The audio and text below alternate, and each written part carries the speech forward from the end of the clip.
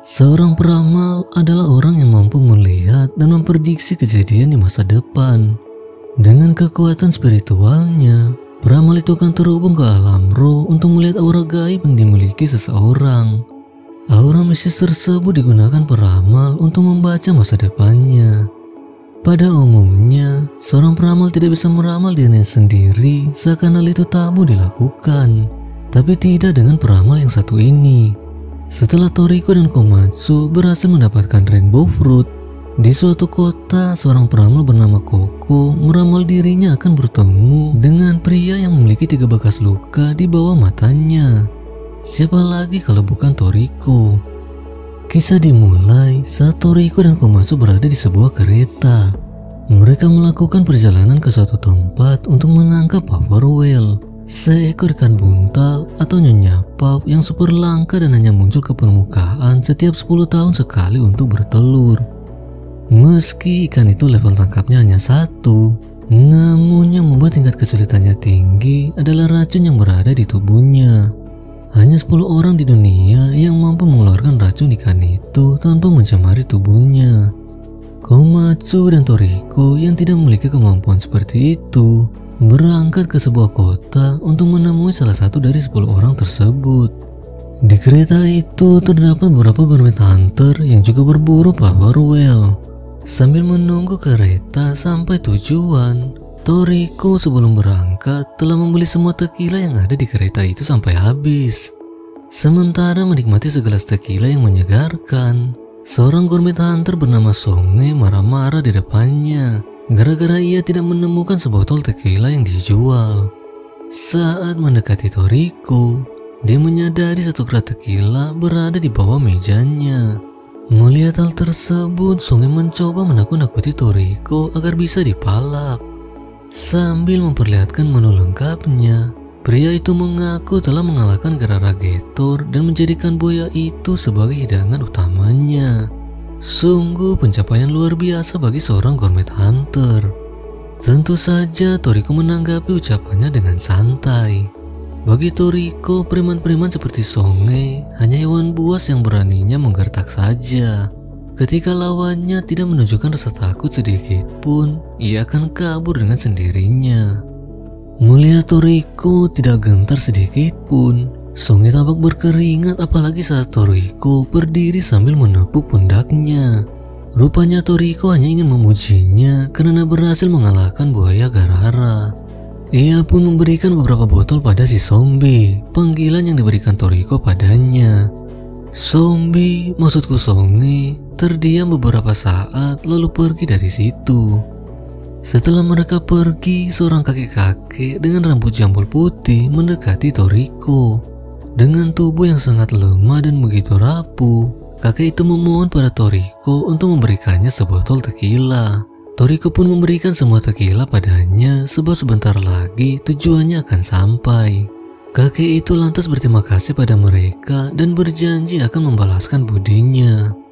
Bersama Komatsu, Toriko tiba di sebuah kota peramal bernama Gourmet Fortune. Saat tiba di kota itu, keadaan begitu sunyi seperti kota hantu. Toriko menduga kalau mereka tiba di hari monster. Hei, Komatsu kaget mendengarnya. Apalagi ucapan Toriko diperjelas dengan sebuah tanda larangan berbentuk monster. Rupanya di kota itu sering didatangi monster-monster buas yang mengerikan.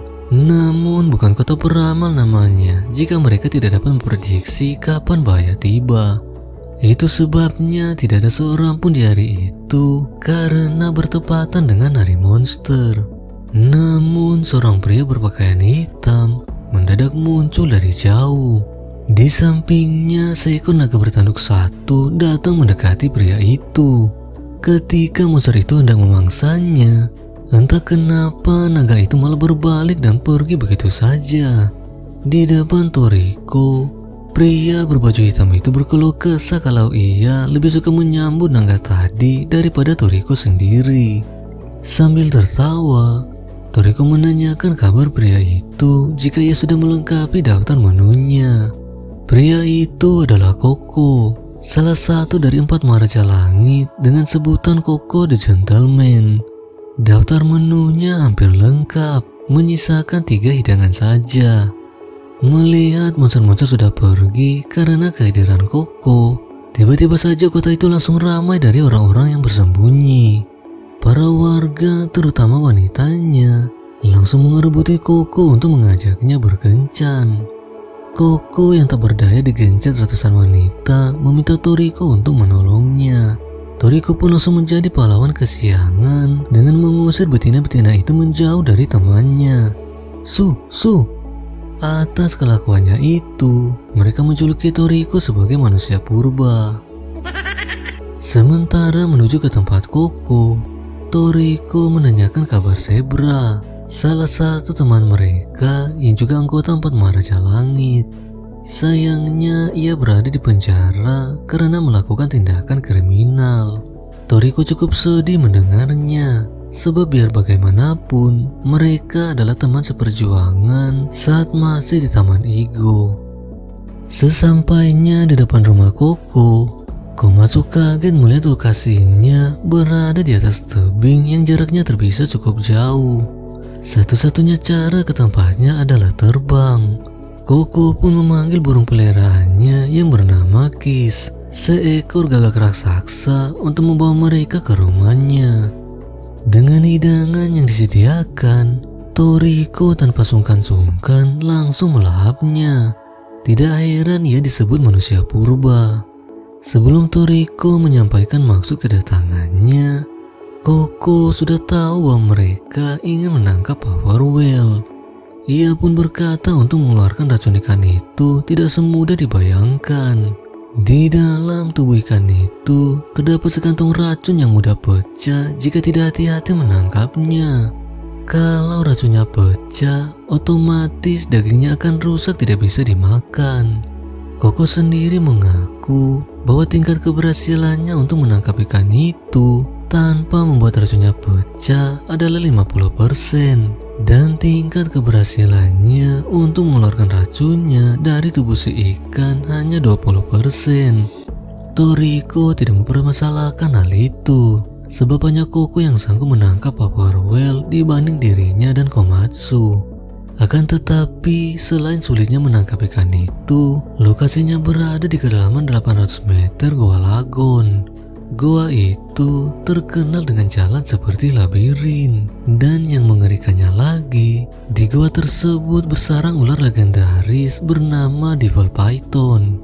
Sudah jelas Toriko tertawa mendengar ucapannya, karena monster sekuat apapun tidak akan membuatnya takut, terutama jika bersama Koko. Namun, candaan Toriko ditanggapi Koko dengan wajah penuh kecemasan. Melihat hal itu, Toriko ingin tahu masa depan apa yang dilihat temannya, sampai membuatnya ketakutan. Apakah kematian akan datang mendekat? Tidak ingin menjawab pertanyaannya, Koko langsung bersedia membantu temannya tanpa syarat. Selain Toriko, ia juga melihat wajah Komatsu yang dikelilingi aura kematian. Di Goa Lagun, maksudku Songe bersama antek-anteknya sedang diserbu oleh puluhan kelabang raksasa. Tak berdaya menghadapi kelabang-kelabang itu, cukup 2 detik saja bagi Songe untuk melarikan diri. Di saat bersamaan, Toriko bersama Komatsu dan Koko tiba di depan Goa Lagun untuk memulai misi mereka. Sebelum mereka masuk, Komatsu bertanya pada Koko jika mereka akan berhasil keluar dari goa itu dengan selamat. Koko sendiri menatapnya tanpa sepatah kata, yang menimbulkan perasaan was-was di hati Komatsu. Di dalam goa, Toriko dan kawan-kawan berhadapan dengan 2 jalan. Menggunakan penciuman Toriko yang begitu tajam, mereka lewat jalan kiri karena jalan kanan tercium bau kelabang. Sementara berjalan di dalam gua yang begitu gelap, Komatsu terheran-heran melihat Koko tidak menggunakan senter. Rupanya Koko memiliki penglihatan yang tajam seperti kucing. Jika Toriko adalah hidungnya, maka Koko adalah matanya. Dengan penglihatan itulah Koko dapat melihat aura manusia yang digunakannya untuk meramal. Setelah berjalan cukup jauh, Koko tiba-tiba menyuruh mereka berhenti.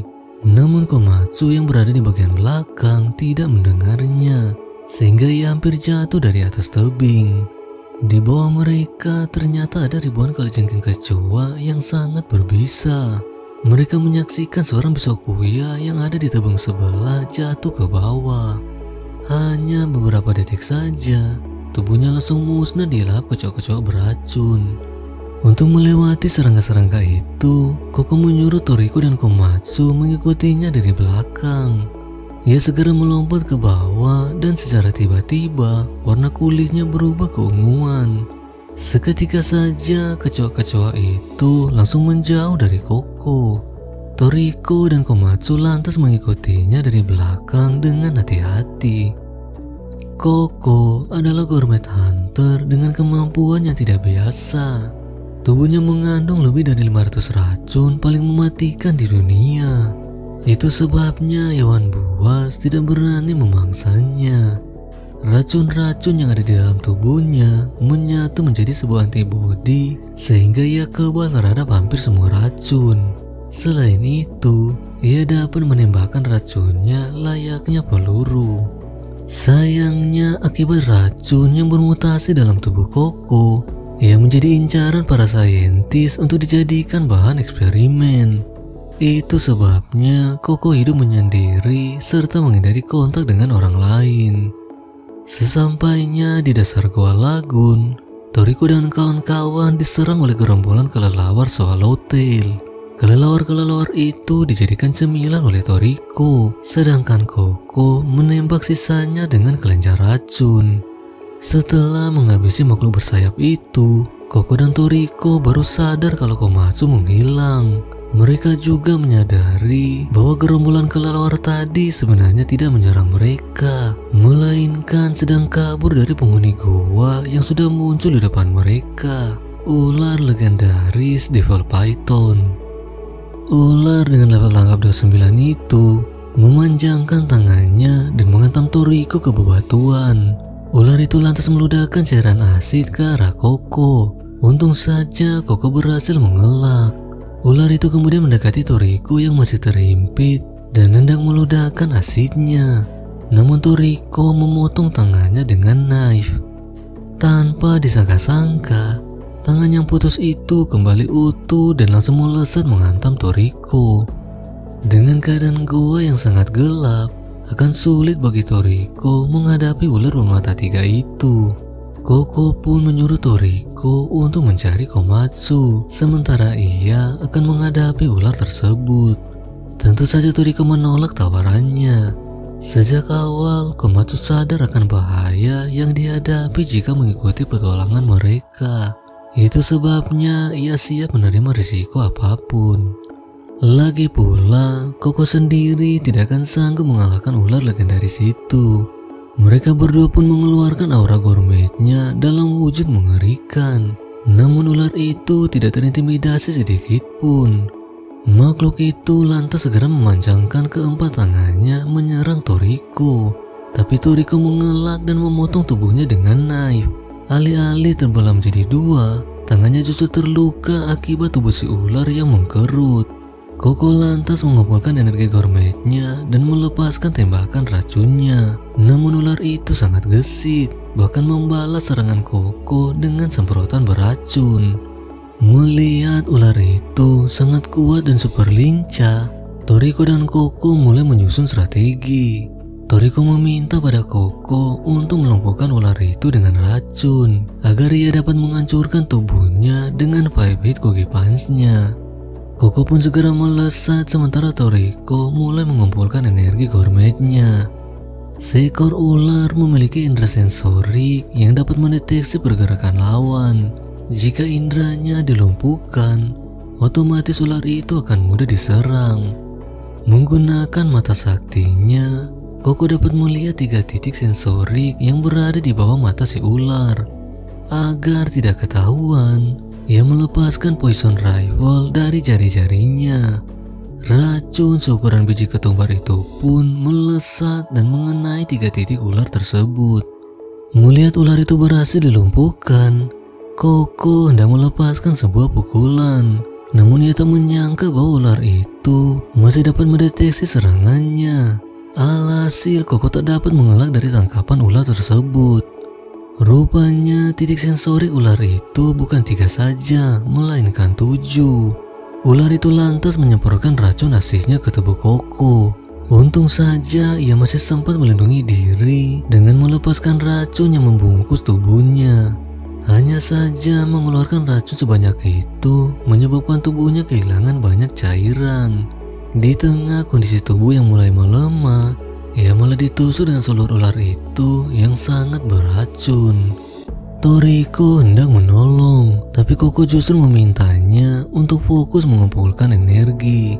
Meski Koko tidak kebal dengan racun Devil Python, namun tubuhnya yang mengandung ratusan racun mulai bereaksi membentuk antibodi. Dan dalam sekejap saja, ia sudah kebal dengan racun ular tersebut. Secara bersamaan, Toriko sudah berhasil memompa otot-ototnya. Dan tanpa berlama-lama, Toriko langsung melepaskan pukulan 5 hit Kogi Punch-nya. 5 pukulan beruntun maha dahsyat menghantam tubuh ular legendaris itu sampai hancur berkeping-keping. Toriko cukup sedih karena ia tak dapat mencicipi daging ular legendaris karena sudah terkontaminasi dengan racun si Koko. Akan tetapi Koko hanya menembakkan dosis kecil saja ke tubuh ular tersebut, sehingga jika dimasak dalam suhu 300 derajat, racunnya akan hilang. Ternyata Koko dapat dengan mudah menghabisi ular itu dengan melepaskan racun tingkat tinggi. Namun karena ia tahu kalau Toriko ingin memakan dagingnya, maka ia terpaksa tidak melakukannya. Lantas apa yang terjadi dengan Komatsu? Rupanya ia diculik oleh seorang Bisokaya lain saat Toriko dan Koko sibuk melawan kelelawar swallowtail. Bisokaya itu sengaja menculik Komatsu agar dapat dimanfaatkan jika harus berhadapan dengan Toriko. Akan tetapi ia tak menyangka akan bertemu dengan Devil Python lain yang sedang berburu. Melihat tidak ada orang lain yang dapat diandalkan, Bisokaya berewokan itu tiba-tiba melempar Komatsu untuk dijadikan umpan. Alih-alih mengincar Komatsu, ular itu justru menangkap si Bisokaya dan langsung melahapnya dalam sekejap. Komatsu yang dikelilingi beberapa hewan buas mulai panik melihat mereka mendekatinya. Untung saja beberapa hari sebelum berangkat, Toriko memberinya sebuah petasan. Petasan itu mengandung bahan peledak yang akan menakuti hewan liar sekaligus menyilaukan mata mereka. Akan tetapi, Toriko lupa memberitahukan pada Komatsu agar menyalakan petasan itu dari jauh. Ketika Komatsu menyalakan petasannya, tiba-tiba saja petasan itu meledak dengan sangat keras. Meski ledakannya berhasil mengusir hewan-hewan itu, namun sebuah tragedi menimpa Komatsu. Gendang telinganya pecah dan jantungnya berhenti berdetak, menyebabkan kematian mendadak. Komatsu pun tewas di tengah kegelapan goa.